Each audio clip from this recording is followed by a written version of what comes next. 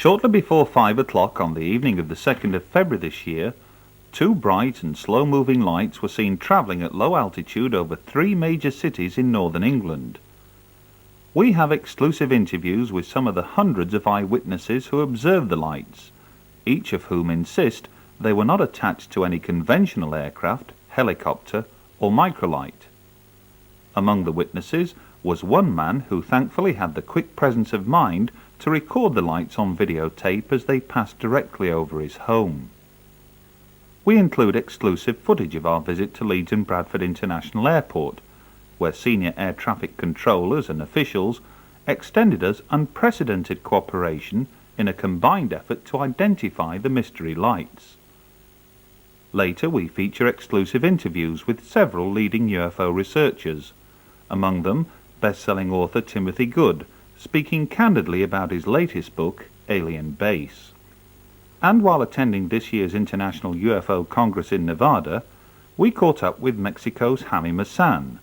What did he make of the amazing UFO footage filmed over Mexico City on the 6th of August last year? Jim De La Toso, head of Village Labs in America, comments about the techniques used to analyze the Mexican footage, as well as the mysterious lights that appeared over Phoenix, Arizona last year. We also include brief segments of an exclusive interview with former US military combat man John Vasquez, who describes how an entire battalion of some 1,300 men were abducted in September 1977. Elsewhere, we visit Area 51 in Nevada, claimed by some to house back-engineered alien technology, and stumble across security guards who take more than a passing interest in our presence. And we look at high-performance military jets, seen darting across the skies at Rachel, home of course to the world-famous Little Alien. And the hit movie Deep Impact illustrated what might happen should a meteor strike the Earth, but here at Meteor Crater in Arizona, it's clear that the threat from rogue asteroids is very real. Last but not least, we take a look at some new UFO footage gleaned from home and abroad. Are these elusive images of extraterrestrial craft, or might they have a more prosaic explanation? Finally, film and photo analyst Russell Callahan puts a sequence of film footage taken by George Adamski almost 40 years ago under the computer microscope and comes up with some surprising results. This, and much more besides, is contained in Volume 2 of UFOs Hard Evidence.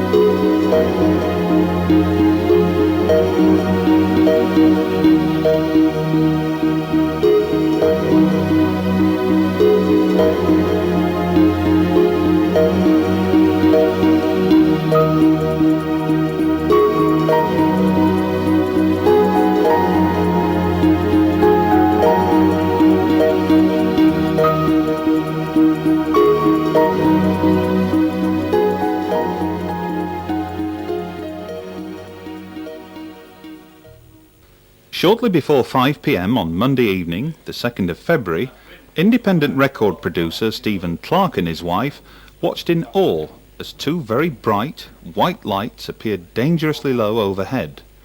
They and many other witnesses in and around Manchester, northern England, thought they must belong to an aircraft in imminent danger of crashing. But then, one of the lights was seen to jump over the other, before disappearing out of sight to the east. The mystery lights travelled slowly across the Pennines, a range of high peaks and moorland that border the counties of Lancashire and Yorkshire. Among the first witnesses to observe the lights as they entered populated areas of Yorkshire were Mr. and Mrs. John Wilson. They were out walking in fields, close to their home in Gummersall, when the lights suddenly appeared from the west. So what was it about the lights that prompted you to focus on them a little bit more than you would do, say, where it were an aircraft? I'd say three things really. Basically it was the brightness of the lights. Landing lights have rays, which, like a car light, you can see them pointing forward. There's no rays, just two bright lights. They were close together, which again to me ruled out military aircraft, because military aircraft, from my experience, do not fly in formation at night time for safety reasons. And secondly, the lights were staggered. They weren't parallel. They had one above the other, close together, which would indicate to me two craft flying very close together. Did either of you hear any noise at all? None whatsoever. And I've got quite sharp hearing. Now the reason for that is, I think, if they were making a humming noise, we have the motorway just on the top of the hill, which is a constant humming noise. In that time of night, of course, there's a lot of traffic around. We have the Bradford Road down here too, so there's noise from both directions. That may have eliminated any noise that was there. Now, you've mentioned that the flight of these lights was staggered. They had this intensity about them without giving off a beam. Was there any other curious feature that distinguished them from, say, normal aircraft? The thing that impressed us most is the fact it was so intensely dark. There's no reflection from them. There's no possibility of getting it a shape, a distinction. But I definitely think there's two craft. After travelling over the towns of Halifax, Cleckheaton and the city of Bradford, the two, and as yet unidentified mystery lights, began to mesmerise the citizens of Leeds, Britain's third largest city. Paul Stevens saw the lights from a moving vehicle and describes what attracted him to them in the first place. It was a strange one, mainly because it was such a clear evening. There was no clouds in the sky at all. There's obviously quite a few planes that travel over here, but they were just very slow moving. They didn't move around at all. They stuck together all the time, and it was just so strange watching them, how slow they were moving across.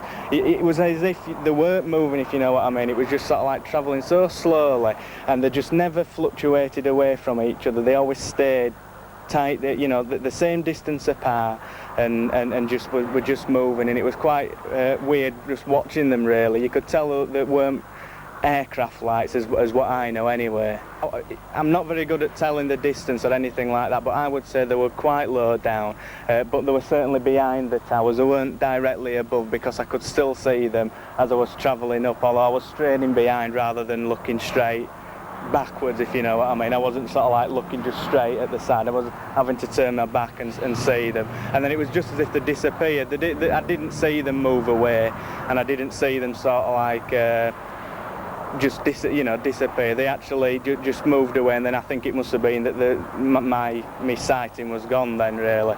I had a look when I got right to the top of Cherwell, because you see quite a good distance across, and I didn't see anything after that. But you're fairly convinced that they weren't your standard lights attached to an aircraft? Oh, definitely. I would say quite 99.9% certain they weren't actually lights attached to a normal everyday craft, certainly not. Hundreds of Leeds residents observed the lights over the city that evening, all within the space of 15 minutes, timed at between 5:30 and 5:45 p.m. Housewife Pamela Hines and her 13-year-old daughter Charlotte were out walking near their Cookridge home, north of the city, when the lights appeared. We were coming home from the vets.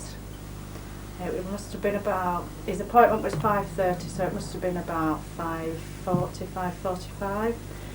Coming up Tinshill Lane, and we just happened to look across our right shoulder, and I said to Charlotte, I said, "Oh gosh, that's low, it's going to crash." But then as these lights got closer, it couldn't possibly have been a plane. They were too close together, too big. The best way I described them were glaring headlights, but big in the sky. Not very, just above house level. Too low to have been a plane. So, I said to Charlotte, I said, "Oh, it's aliens, Charlotte," you know, so which she grabbed my arm and says, "Oh, don't, Mum, you know." How old is your daughter? She's 13. But I said, "Oh, wave to them, you know, they're only friendly like," so we were waving and having a laugh. And we watched them go across, extremely slow.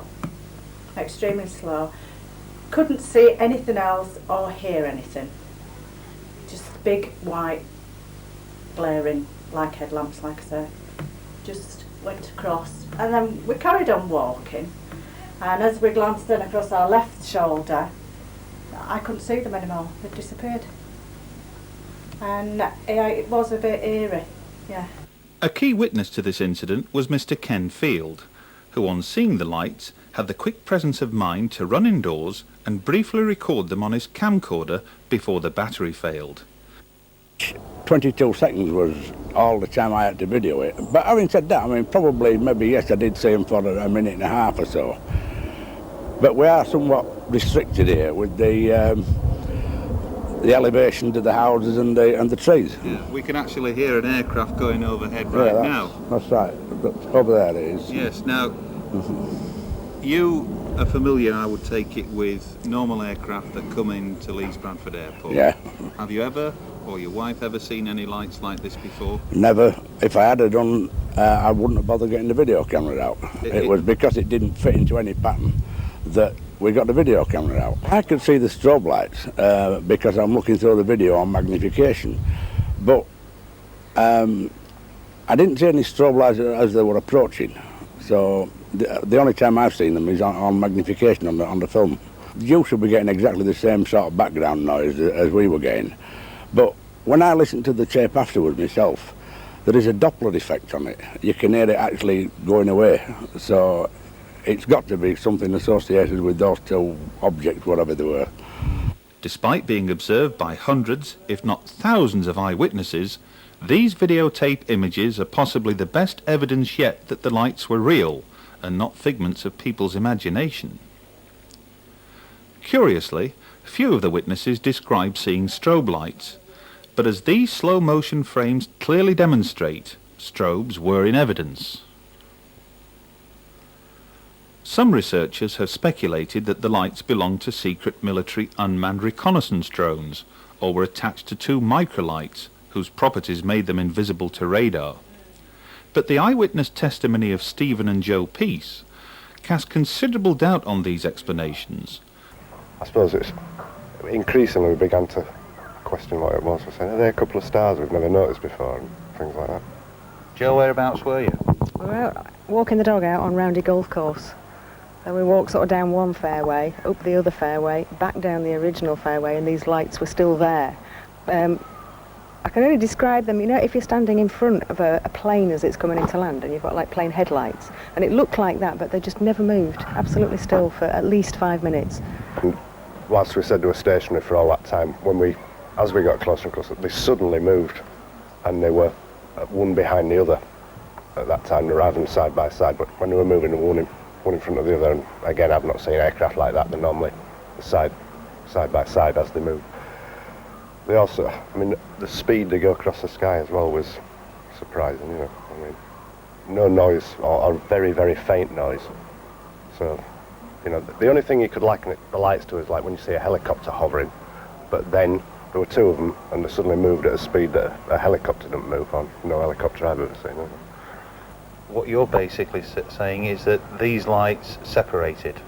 They did. Well, they started, as Steve said, when they started to move, they came almost over the top of our heads, one in front of the other, and as they passed over us, one of them carried on straight ahead and one of them went almost at right angles off left to the first one, very quickly.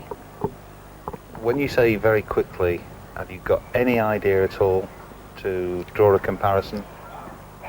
You can't put a speed on it. I mean, I'm not technically minded enough to put an actual speed on it, but we've all watched aircraft move across the sky, and they seem to be moving very slowly, don't they, when they move across a big horizon. These went from where we were, one went in the direction of Harrogate and one went in the direction of Garforth, and in seconds almost, they were on the horizon in different directions. Now that's quicker than I've ever seen anything move. All I can say for certain is it's nothing I've ever seen before and nothing that I can explain. I mean, I think if you are a skeptic, you try to explain it to yourself, and I'm saying, well, there was some conflict in Iraq stirring up again, you know, is it some sort of stealth fighter or something? But the way it split from almost, it looked like one thing to two, suddenly, I can't explain it, so I think people have to draw their own conclusions. I won't be sceptical anymore, I don't think.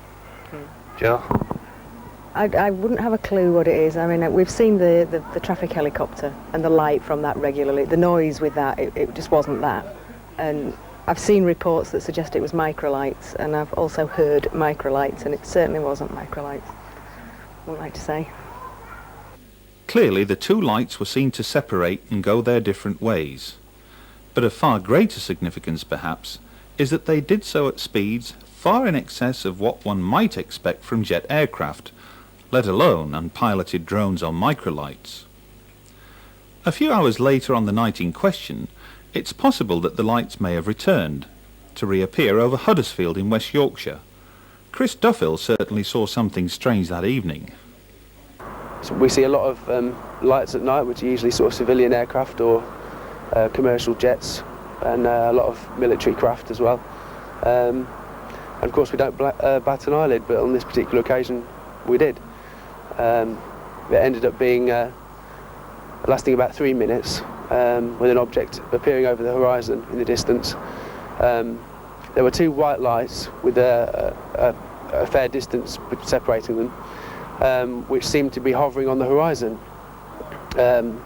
And so because they maintained that position for quite a while, I decided to get my binoculars out. And they seemed to appear at a very slow rate and ever so slightly get bigger, but all of a sudden a red light appeared, and at this point I was looking through binoculars, and this red light slowly began to rise above and between the other two lights to form a triangle. And at this point the whole object had got quite a lot bigger and had begun to turn, and as it tilted, this third red light actually rotated with all the other two, as if they were on fixed points on a triangle, and then they eventually kind of levelled out and it disappeared back almost the way it came. Not long after the 2nd of February incident, press inquiries were made to senior aviation officials at Leeds Bradford International Airport. The media, like us, wanted to know whether the two objects had been detected on radar, and if so, what did they make of them? After the incident had featured on a regional BBC television news programme, Andy Rackham, Airfield Services Manager, received over 200 calls from eyewitnesses. Mr. Rackham told journalists that he had retrieved the radar tape for the evening in question, but upon thorough examination could find no trace whatsoever of the two mystery objects. However, in an unprecedented move, he extended an official invitation for us to visit the airport to discuss the matter further. Together with Peter Buller, Air Traffic Supervisor at Leeds Bradford Airport, that meeting took place on the 19th of March. These exclusive pictures were taken during our visit. First, Andy Rackham explained his involvement in the affair. We had an event on the 2nd of February that was brought to our attention by the press. It's obviously an event that a lot of people have seen that cannot be explained. We are not doubting the sincerity of those reports. We are only merely looking at the technical aspects and the flight safety aspects of what was it and did it have an impact on our operations, or could it have an impact in the future. Now, I'm not disputing any of these reports as being made up or fictionary or whatever. I can only give you an assessment of what we've done following an inquiry into those reports.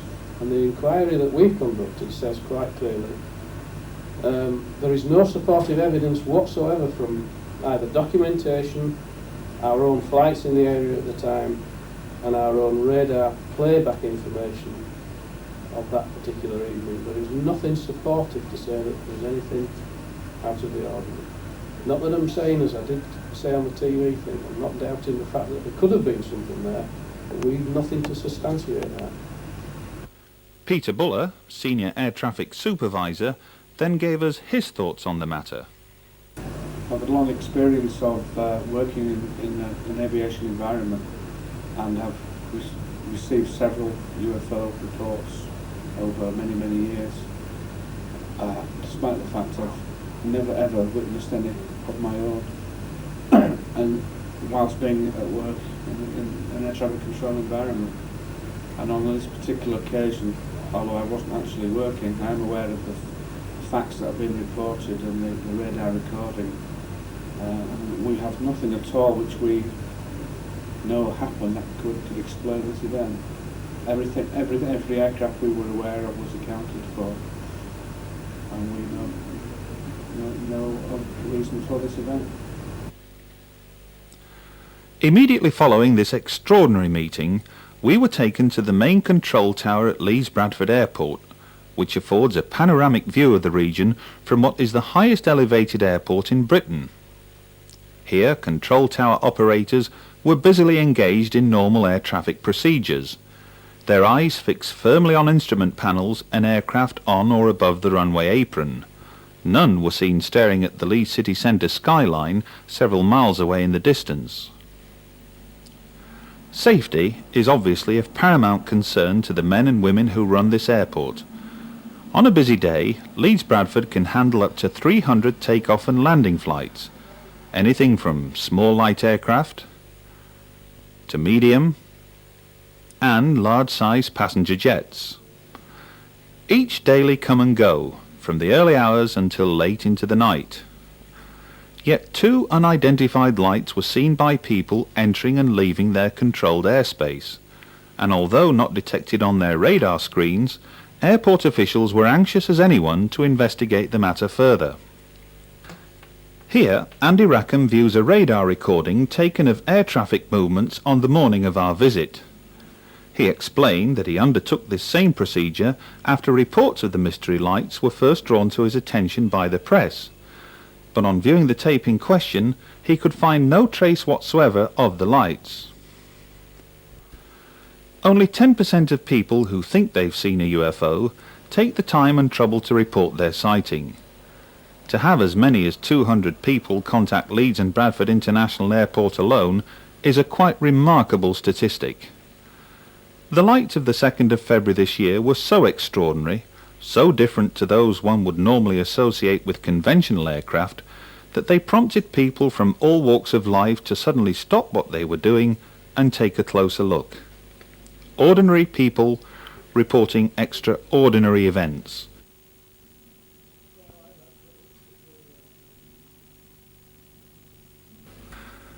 Each year, the town of Laughlin in Nevada plays host to the International UFO Congress and Film Convention, where, over the course of 7 days, enthusiasts gather from across the United States and the rest of the world to take in lectures that each cover a wide variety of topics and themes, delivered by some 36 leading international speakers.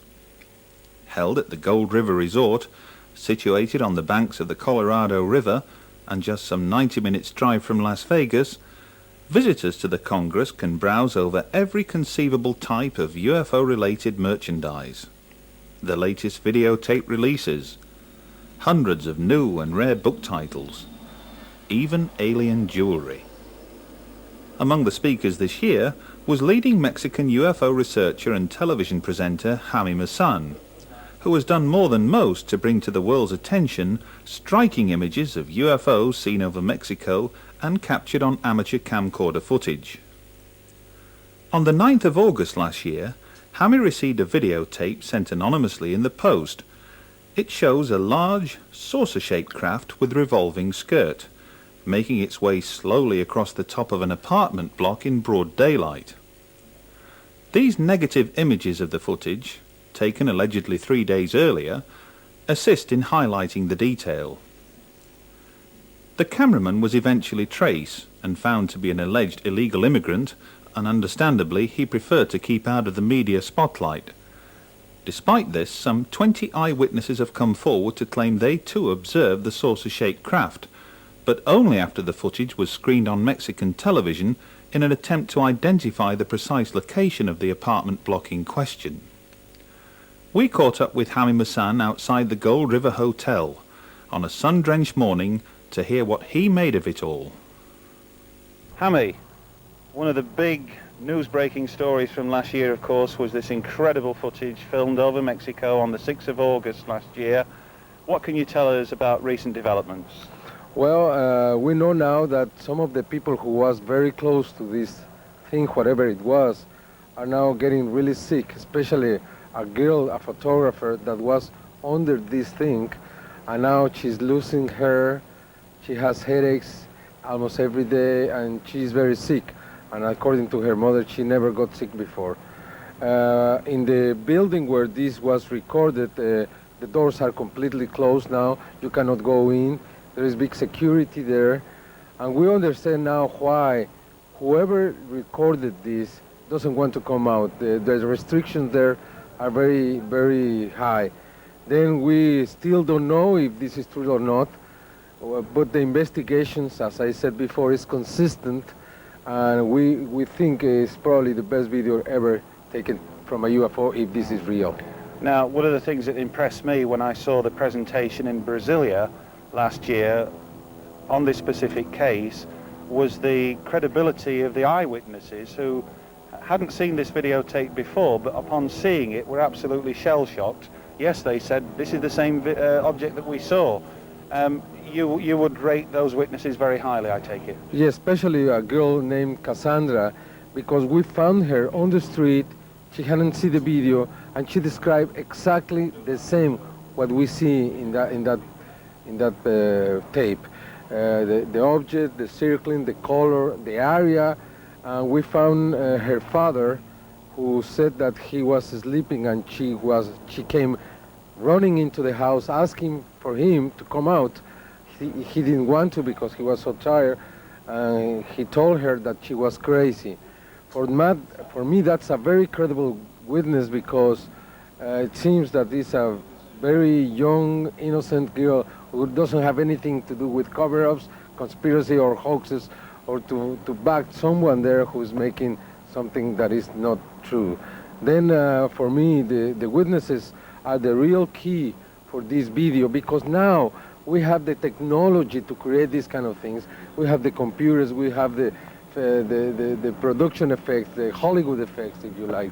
And it's easy to do that, but when you have witnesses, then the story is different. It means that now the investigation, the investigators are playing a most important role into giving the credibility to this phenomenon that by itself is incredible. Yes. Now, you'll be the guest speaker at the 17th Leeds International Conference in September in England, Pleasure, of course. Yes.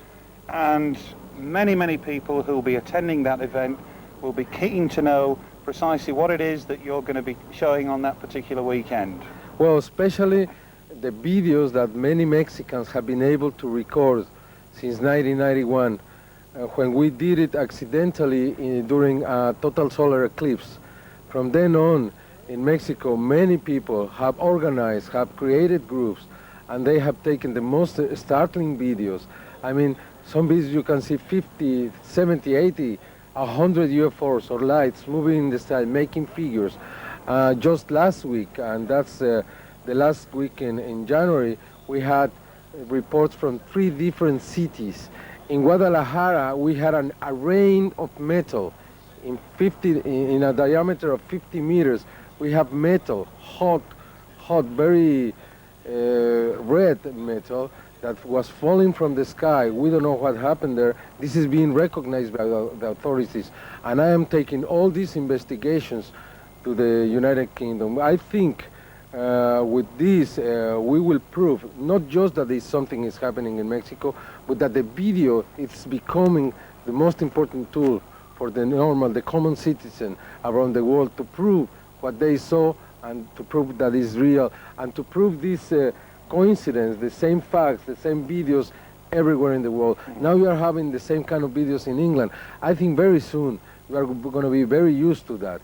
And something that is going to be very important for you, because we have photographs of the spheres that are being seen around the crop circles in England. If you're going to look to them very clearly, shiny, silvery, I'm going to present the pictures, incredible pictures. You can see the clouds, and you can see these balls, making figures there very clearly. Someone who believed he could shed further light on the Mexican footage was Jim De La Toso, head of Village Labs in Phoenix, Arizona. Although Jim found himself the subject of heated controversy several weeks later, his comments about the techniques used to analyze this and other striking UFO footage make for telling viewing. Well, we're very diligent about what we do, and we keep refining our techniques because there's always someone that points out a potential error or a supposed flaw in what we do, and we've spent a lot of time perfecting the techniques of telling size and distance of structured objects. But when you're dealing with a light in the sky, you have to look at it in a different way. So what we've done is develop a technique to look at the frequency of light, its brightness, and all of its characteristics in a single fingerprint, kind of like a voice print. It's a light print called a sigma. So we have a database of stars, Hale-Bopp, airplane lights, quartz lights, and flares. So we know with precision all of the characteristics of these known objects. So when we start with a video like the Phoenix lights, we take all of the lights that are in that picture, airplane lights, city lights, and the unknowns, and test them, build a database, and then compare it to knowns. Now, Village Labs and yourself have been also instrumental in taking a detailed examination of the extraordinary footage that came out of Mexico City on the 6th of August last year, courtesy of Jaime Maussan and his team down there. What were your first impressions about that video, and after analysis, what do you now conclude? Well, when I first looked at it, I thought it was a large object suspended by a helicopter. But upon careful examination, I found no evidence in the vertical interval that it had ever been gen-locked, where it would be a small model that would be dissolved or superimposed. In that case, it would have to hit an editing system or a computer system which would modify the subcarrier. Not information in the picture, but information on the black line in between the picture. Upon analysis of that, it's not a miniature that has been gen-locked and dissolved and overlaid.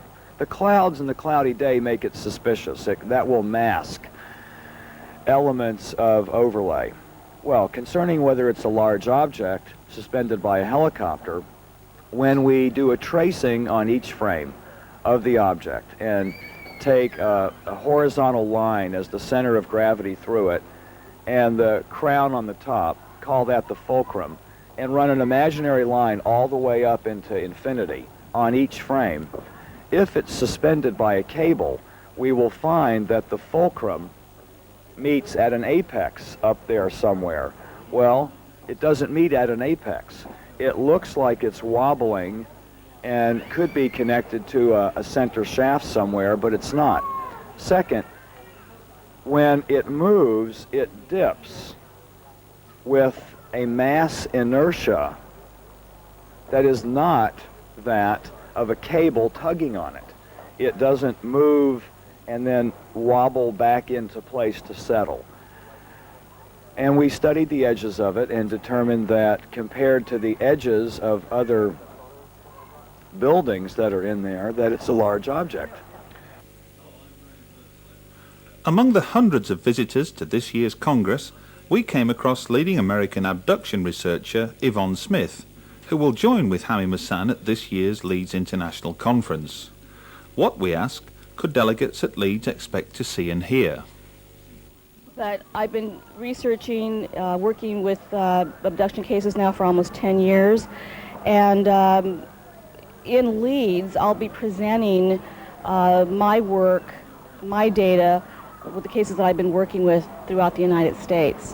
The audience will see actual artwork taken from my cases, my caseload. I work with an artist, and I call him my police artist, and he will sit and draw what my clients have described seeing, and I also have the abductees themselves doing the drawings. So they will see beautiful artwork and actual body marks, what kind of alien beings have been described in my cases, and so I think it's gonna be a full show. Hopefully we'll have time for questions and answers, and I may bring a couple of video clips with me. Another regular visitor to the United Kingdom is American researcher James Courant. He was one of the guest speakers at this year's London conference. James was instrumental in bringing to prominence a certain Dr. Michael Wolff, a controversial figure who claimed he once worked with back-engineered alien technology at Area 51 in Nevada. Michael Wolf is definitely in the genius category. He's been through some serious debriefing. I have confirmation beyond any reasonable doubt in my mind, based on my sources, that he did work at Area 51, Groom Lake, and also a place called Dulce, New Mexico, which I have been up to Dulce and have checked with some people that would probably have the answers I was looking for, and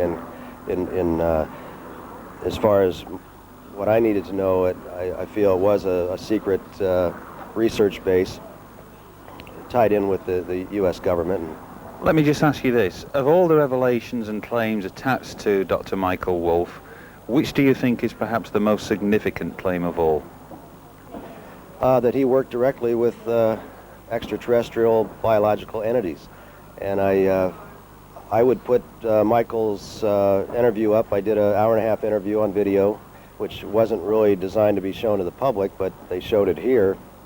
And it was just my little camera being set up, and it was the first interview that he allowed with on video with his face being shown, and he was very cordial about it, and he comes across, I feel, very intelligent and credible. One lady in here was a medical doctor, and she saw the interview and wants to talk to him. She felt he definitely came across as somebody that was very truthful. Among the visitors to Laughlin, we came across former U.S. military combat man John Vasquez, who describes how an entire battalion of some 1,300 men were abducted in September 1977. And this is when the captain, our captain of Delta Company, 1st Battalion, 1st Infantry, was walking out from this building to make a speech. And this speech was to advise us of our 6 to 8 weeks training course. And just when he was walking up to this dais of podium to make this speech, I heard this rushing noise. A rushing noise? A rushing noise. And I leaned back and I looked across to my left, and I saw this bright light, intense bright light. I thought it was a Jeep or a truck or something, and it was moving across slowly. And I saw some of Charlie Company's men running out of their formation. Others were standing still. And I wanted to take a better look at this, so I leaned forward. And when I leaned forward, this bright light just got really close, and it was in between the tree lines, and I still thought it was a truck. But the light was really, really intense. I mean, it's white, bright light. And I don't know what happened here, but I went unconscious for a few minutes. And when I came to, I was looking downwards and I couldn't move. I couldn't move my feet. And I tried desperately to move from where I was standing. The next thing I did was I could move my upper body, so I turned to my right, and I saw someone had been running to the tree lines, and others were diving underneath the building into the 2-story high crawl space that you see in the picture. And my buddy, Alan, I think that's his name right now, running. They were all running, so I just cried out for Alan to come back and help me, because I couldn't move. So he came back and pulled me where I was standing, physically pulled me. He just pulled my arm, physically, and I sort of kind of jumped from the position I was standing. And he was asking, he was saying, take cover, and I was asking, what's going on here? You know, something's happening, and it was happening fast. I understand that you also heard some screams from those members that were still back on the parade ground, some calling for their mothers. Yes, sir. That part, it was right after when Sergeant Santini, we saw him coming out from the first building where me and Alan just crossed, and this ball white light from 50 feet where we're laying down, it looked like the size of a melon, a small melon, cantaloupe. But it was a bright white light, and it wasn't a tracer, because I know I've seen tracers before. I fired in my M16s, and I know what tracers look like. But this wasn't no tracer, because it sort of came from the second story, and it sort of roller coaster roller coaster down to Sergeant Santini's height. And Sergeant Santini's about 5'11", about 5'11", 6 foot. And he was waving up and down his arms, screaming about what's going on, telling us to take cover, and he was cursing the sky because something was coming down. And he started to run. He disappeared up in the second building. And this bright line just sort of roller coaster itself down to his height and zipped across, and it disappeared. And the next thing we heard was a slap and a thump. And one of us, Hackett, crawled over to the other side to see where Sergeant Santini was. And he was out on the pavement. He didn't move. And apparently he was knocked out or something. Something hit him. And when he came back, this is when we started hearing screaming from Alpha Company all the way down to Bravo, then to Charlie Company, and to Delta. When I came to Delta Company, we heard somebody out in the parade formation screaming for Mommy. And it went a kind of high-pitched scream and down to a Gretland sort of scream, and I could still hear it when I talk about this. And, I mean, you hear a man screaming like that, you know something's going wrong. And I told Jones, who was was lying next to me, I told him we should go out there and help these guys because something's going on out there. He just turned around and said, no, they're already dead, forget about it.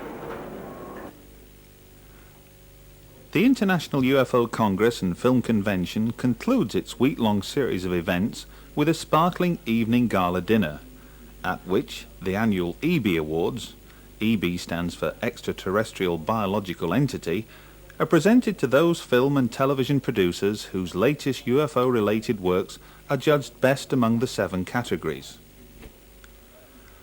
Approximately 5 hours' drive east of Laughlin and a few miles east of Flagstaff, Arizona, a right-hand turn off the main highway takes you on a smooth, narrow road into flat desert terrain. Every few hundred yards, a signpost gives some indication of what lies ahead.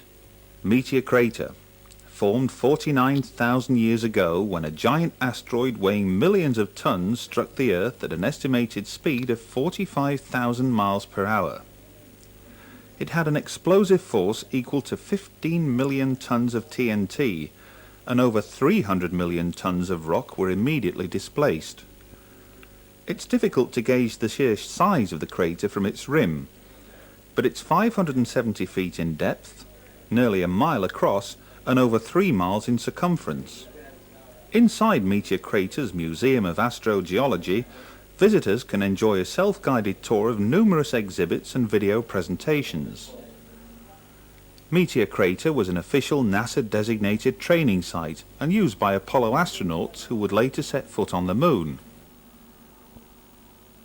There have been several near misses with rogue asteroids in recent times, but were one to strike the Earth with a force equal to that which struck this part of Arizona all those years ago, the consequences would be too dreadful to contemplate.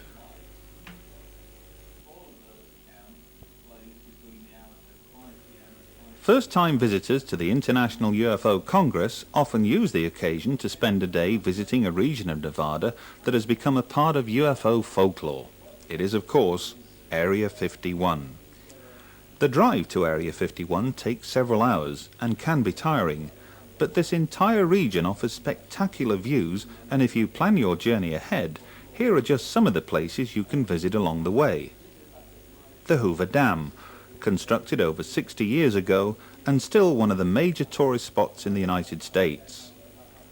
Lake Mead, situated on the outskirts of Las Vegas and a magnet for both boating and fishing enthusiasts alike, though the fish here don't seem like too much competition. Red Rock Canyon, less than 40 minutes drive from Las Vegas, takes visitors on a one-way road system through some of the most dramatic mountain scenery imaginable. Finally, the main road northwest from Las Vegas continues in a straight line for hour upon hour, until suddenly one reaches a distinctive road sign.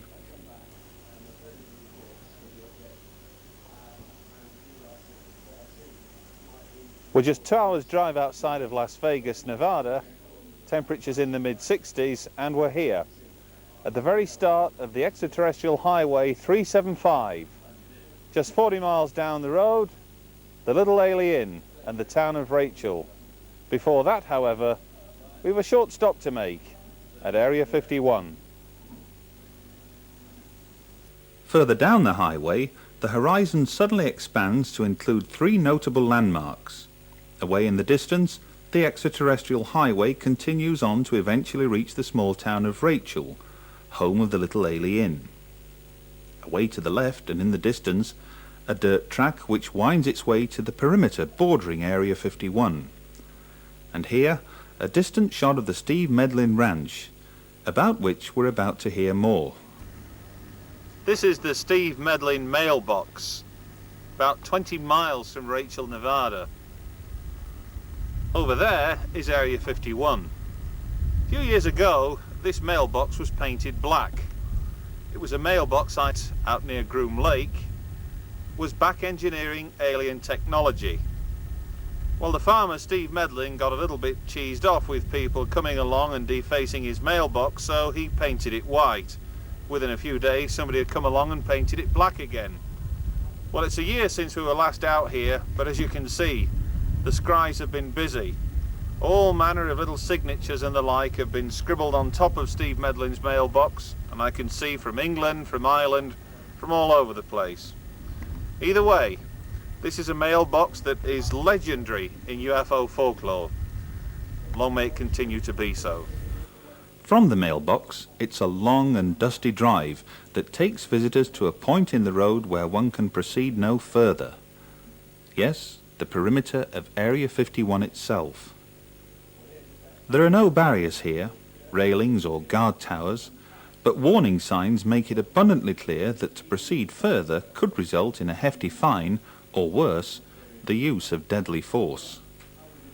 On nearby hills, motion detectors stand out against blue skies. Some say they can even detect smells. Our visit that day didn't escape the attention of nearby security guards, often referred to as the camo dudes. Well, here we are at Area 51, the perimeter range, and in behind me you can actually see one of the so-called camo dudes, the security guards that patrol this perimeter, taking a close look at what we're doing. It's a case of us watching them, watching us, watching them, or something like that. But they're there. Take a look for yourself.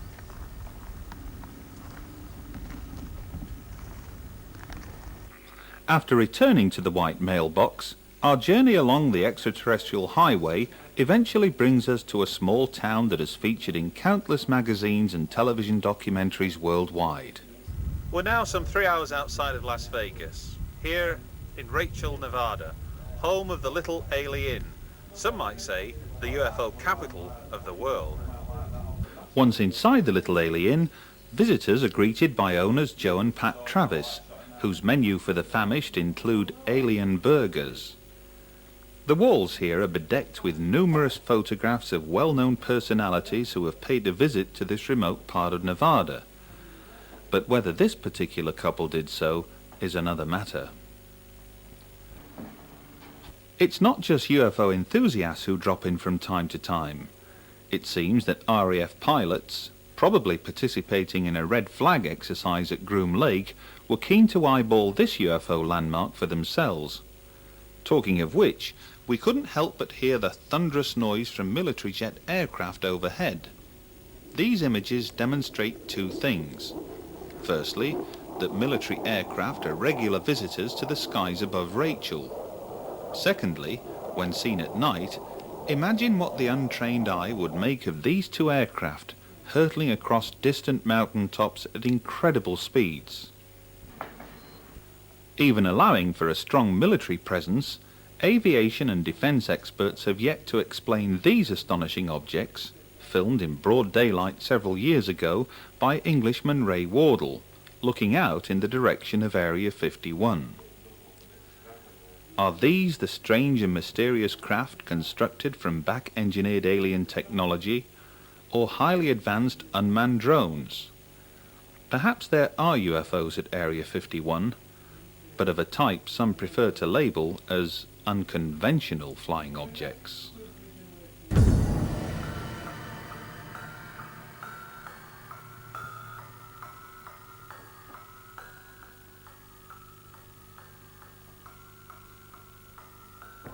The name of George Adamski was once on everyone's lips during the 1950s and early 60s. Of all the so-called contactees, Adamski's claim to fame was augmented by what many consider today to be poorly faked flying saucer footage taken at the time. Certainly, on first viewing, these images understandably attract bouts of laughter. But what if we were to study them through the modern computer? Surely today's technology would easily locate any signs of a hoax. That's precisely what film and photo analyst Russell Callahan set out to achieve. One of the fascinating things about modern technology and the availability that the normal man like myself can afford to use the technology that really has only been available to film studios, television producers for many, many years, is that when something like the Adamski footage, which has long been a pet favourite of myself, can be studied very carefully, then from what people used to laugh at many, many years ago, and have been laughing for probably 30 years, we can actually look at it and find that there's something a little bit more substantial to than what we first see. These are actually proof prints from the original film that Madeleine Rodifer and George Adamski filmed back in the 60s. Now, a very high contrast on the film. It was very difficult to see any detail in the object. As you can see on the film, it looks like black shadows, which led people to speculate that probably this was just a hoax, maybe a cardboard cutout, maybe something on a piece of string, the bright light bleaching any signs of string or wires out of the shot. But Bill Sherwood, very clever man, worked for Kodak, light blasted some of the frames and came up with images like this. Now, something that's been scoffed for 30 odd years, all of a sudden, and let's just say that Bill Sherwood did this some 30 years ago, but it's only now that the technology's been available we can actually see these are the same frames. This is the same footage that we're looking at here. This is a genuine frame from that footage. Look at the detail. It's a three-dimensional object. It's no drawing and it's no painting. It's a solid object of 3 dimensions. The thing that Bill Sherwood managed to do was get an accurate measurement on it. And by going back to where Madeleine Rodifer lived and where George Adamski filmed the actual sighting from, determined that the object we were looking at could be no less than 27 feet across. Now that, if it's a model, is quite amazing. There's a lot more footage like this to be looked at. But don't just scoff when somebody shows you something and says, this is a flying saucer. Who knows what it is? But maybe it's not a hoax. Someone who is convinced that some of George Adamski's footage is perfectly genuine is leading British UFO researcher and best-selling author Timothy Good, who recently granted us this interview about his latest work, Alien Base. Now, we've had numerous accounts throughout the book, Alien Base, where people have come forward and claimed to have spoken and interacted, if you will, with extraterrestrials, but none more fantastic, I suppose, than a certain gentleman who was a former equerry to the Queen. Yeah, right. Peter Horsley. Air Marshal Sir Peter Horsley, yes. I mean, this is an incredible story, but, you know, someone like that who is so credible, I interviewed him, he must have been very highly vetted to get the job of equerry to the Queen and Prince Philip. He's flown 90 different types of aircraft, from the Spitfire to the Vulcan bomber, Deputy Chief of Strike Command, for heaven's sakes. You can't get much higher than that. And here's a man who insists that he met an apparently extraterrestrial human being with whom he was, who was able to read his mind. He didn't have to formulate his questions with his voice. The questions were answered for him. How can we dismiss stories like that? We can dismiss Adamski and Menger if you like, but I don't think we can dismiss someone like him. When obvious question surfaces, he's talking about extraordinary events from the mid-50s. It's taken him the best part of 45 years to come forward, albeit through his autobiography, to recount these details. What explanation did he give you when you personally interviewed the man? Well, first of all, he didn't give me an explanation, and I didn't ask him. I said to him, it's very brave of you to come out with this story, Sir Peter, and he said, it's not brave, I simply recount what happened. But I am assuming, I didn't feel the need to answer the question, I am assuming that there's no way he could have come out with that story publicly when he was serving, at Buckingham Palace. There's no way he could have come out with such a story while acting as Deputy Chief of Strike Command or flying Vulcan bombers, for heaven's sakes. So it's only in his retirement that he's felt the freedom to come forward. But even so, I mean, assuming, for instance, that the man retired at 60 or indeed 65, we're still talking about 15 to 20 years for him to impart that information. Well, doesn't that strike you as odd? Well, to impart it publicly, it doesn't strike me as odd, no. I've come across many other people, even the contactee whom I refer to as Joelle, whom I've known since 1952, didn't even want me to write up her story after her death, and she died a few years ago. So in a certain sense, I'm acting against her last wishes.